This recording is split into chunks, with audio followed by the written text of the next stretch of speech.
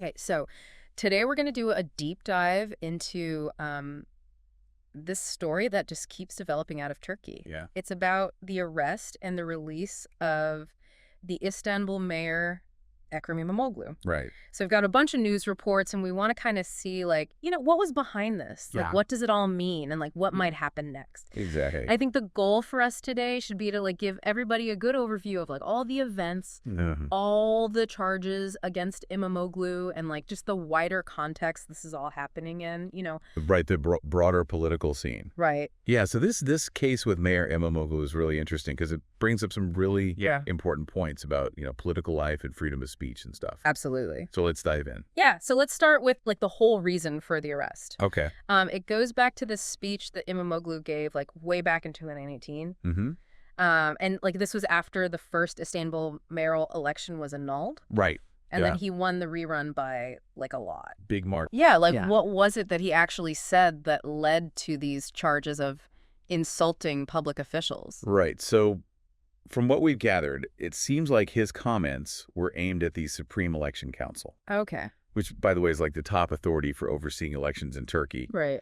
And he was basically criticizing their decision to void the first vote. Okay. He apparently called the people involved fools or something like that. Uh-huh. And this was during a really tense time politically. Yeah. Because a lot of people thought the election result was reversed unfairly. I see. So, feelings were running high. Yeah, so this is what I think is really interesting. Like, this speech was years ago. Right. The fact that this arrest happened now when there's all this talk about İmamoğlu maybe running against President Erdogan in future elections. Exactly. Like, it's pretty suspicious, don't you think? It definitely seems like there's more to it than meets the eye. Right? Especially when you think about Turkish politics in general. Yeah. I mean, we've seen this kind of thing before, where opposition figures suddenly face legal troubles. Uh-huh. So even though he was only detained for a short time, Right. it could be a way to weaken a potential rival to Erdogan. Yeah, and also the international reaction was huge. Oh, yeah, absolutely. Like, immediately we saw statements from, like, the U.S. State Department, the EU, all sorts of international groups condemning the arrest. Yeah. And there were protests in Istanbul right after he was arrested. Right. So, like, clearly this has made a lot of people worried. Yeah, but it's definitely raised some eyebrows on the global stage. Yeah.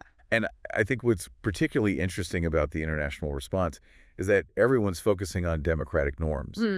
Uh-huh. So basically they're worried that this arrest might be a sign that Turkey is moving away from democratic principles. Right. Especially when it comes to dealing with political opposition. Mm-hmm. And the protests in Istanbul show just how strongly people in Turkey feel about this too. Absolutely. It's definitely struck a nerve. So they released him pretty quickly, but the case is still going on, right? Exactly. He still has to go to trial for these charges. Yep. So, like, what could actually happen to him if he's found guilty? Well, the trial's going to go ahead as planned. Okay. And if they find him guilty of insulting public officials, he could face prison time. Oh, wow. Although a suspended sentence or a fine are also possibilities. Okay. But even if he doesn't go to jail right away, Right. a conviction could really hurt his political career. Yeah. It might even mean he can't hold office anymore. So it's like a big deal. Oh, yeah, definitely high stakes. So basically the argument is that this whole thing was political. That's what a lot of people are saying. But do you think it could backfire on them? Like, could all this attention and the fact that he looks like he's being targeted unfairly actually make him more popular? Yeah, it's definitely possible. Right. We've seen it happen before where something like this actually helps the person it's supposed to hurt. Yeah. They end up getting more support because people feel sorry for them. Yeah. And they start to see the government as being unfair or even vindictive. Right. So in a way, İmamoğlu could come out of this stronger. Interesting. Yeah, it's a classic political paradox. It's just crazy to think about all this happening in Turkey. Right. With all the political tension that's already there. Exactly. And like we were saying earlier, the government's record with the opposition and free speech isn't exactly good. Yeah, it's definitely part of a larger pattern.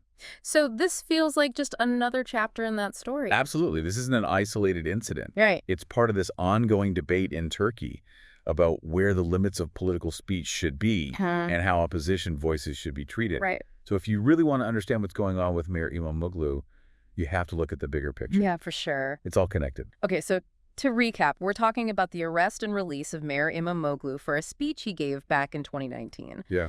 He's accused of insulting public officials. Right. And this whole thing has caused a ton of international backlash. Plus, there have been protests within Turkey, too. Yeah. Exactly. The trial is still going on, and it could have huge consequences for his political future.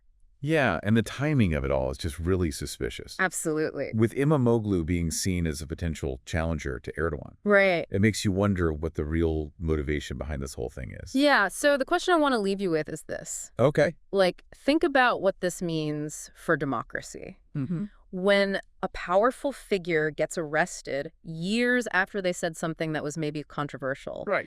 does this kind of thing make democracy stronger or weaker? Yeah, good question. And it's not just about Turkey either. Right. This could happen anywhere. It could. So what does it say about the state of free speech and political dissent around the world? That's definitely something worth thinking about. Yeah, and we'll be sure to keep following this story as it develops. Absolutely. It'll be interesting to see what happens next. All right, thanks for joining us for another deep dive. Thanks for having me. See ya. See you later.